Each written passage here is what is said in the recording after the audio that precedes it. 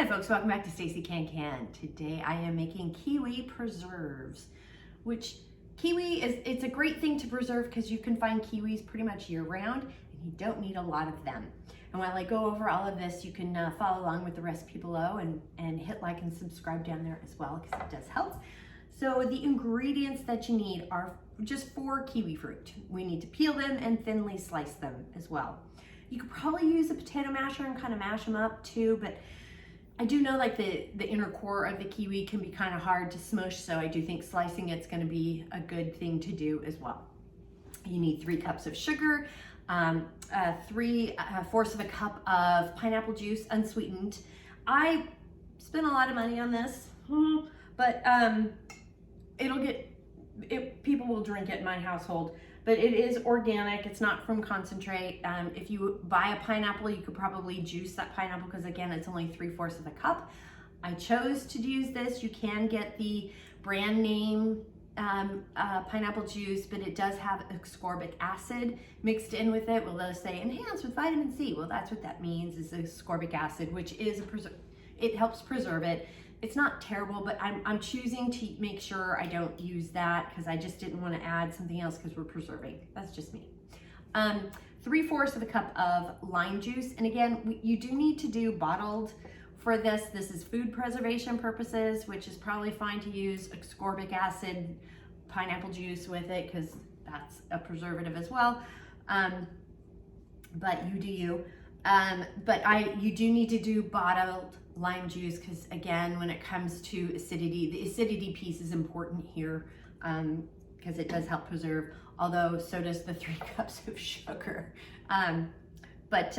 Do use bottled lime juice. And then 1 pouch of the liquid pectin, and I'm using ball liquid pectin. I think there's other brands out there. This is pretty much the only one I see around me locally. So you do you on that. The tools that you need. We need a funnel. We are doing, I believe, 1/4 inch Headspace because that's standard for jams and jellies and preserves. You need your, I'll go over this in a second. You do need your lid lifter, your jar lifter, and your Headspace tool and a funnel, as well as a vegetable peeler or a knife or something to peel this. And you also need something to preserve it in or to cook it in. I'm actually just using a stock pot. I'm not using a canner today because it only makes 3 8-ounce or half pint jars. About 3 is what it says. So that's not a lot, so I don't have to bring out my big canner, which is nice. But you do need something to put your jars on in the bottom of the pot. And you gotta make sure that you have at least 1 inch of water covering the jars. So make sure your stock pot is big enough for that. And you can use rings and line the bottom of the pot if you'd like, or I have this silicone trivet that I put in the bottom of the pot because you need to have the jars up from the bottom of the pot so that you have good water flow around the jar for safe food preservation purposes. So that's what we're doing here, and I've got my pot for lids that I will be heating up as well. So with all that, let's go ahead and get started. First thing I'm gonna do is measure out these ingredients before I peel the kiwi. So now I'm gonna go ahead and peel the kiwis, and you can use a knife, which is often what I do, but you can also use a vegetable peeler, which works just as well. So I got them peeled. I actually used a vegetable peeler, which was really easy to do. And now I am cutting off the end piece here.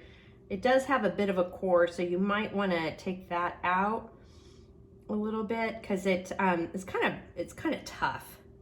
And I'm just thinly slicing. I've got the kiwi all sliced up, so we're going to go ahead and add this to the stock pot. The 3 cups of sugar. I know that one hurts. 3/4 cup of pineapple juice, and the 1/4 of a cup of lime juice. And we're gonna kick this heat up to high. Gonna stir this constantly and get this all going to a rolling boil, one that you can't stir away.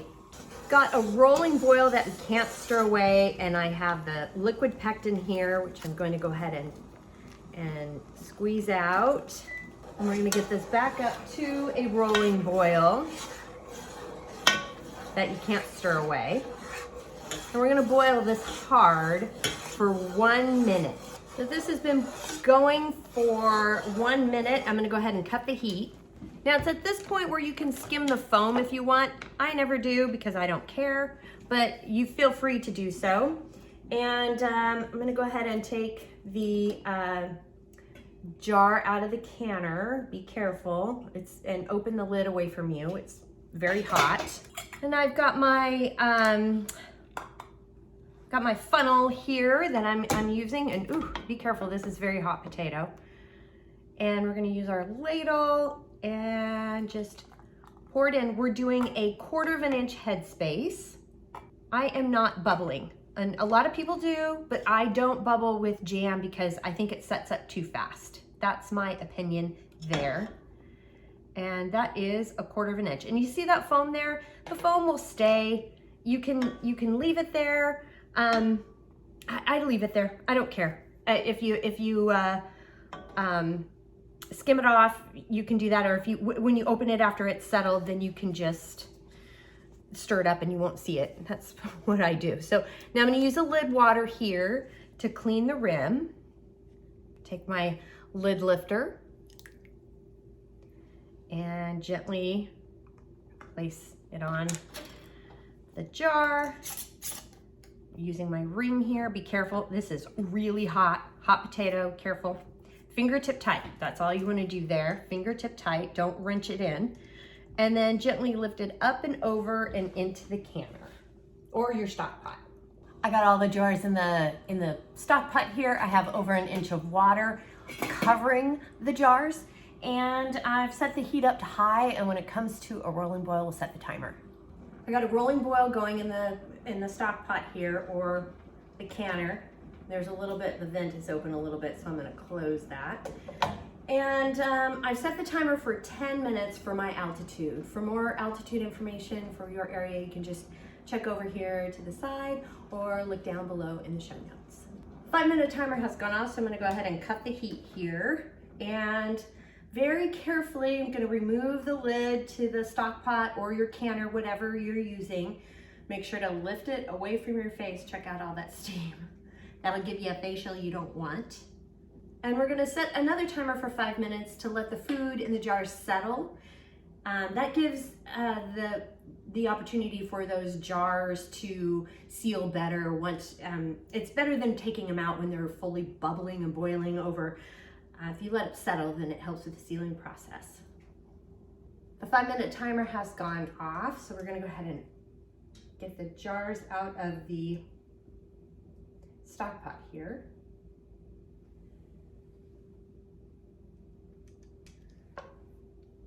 Two have sealed. Isn't that pretty? And I'm looking at the jars now. I believe they have all sealed. I think 2 of them sealed actually in the stock pot, which can happen, or can, or whatever you're using. So this is how we make Kiwi Preserves. And oh my heart, it's delicious. Very, very good. Very, very, very tasty. The kiwi is present and paying attention and right there at the full front of your mouth. It really is very tasty and very tropical and fun. Would be a fantastic dessert topping. Would be great. You can just eat it with a spoon.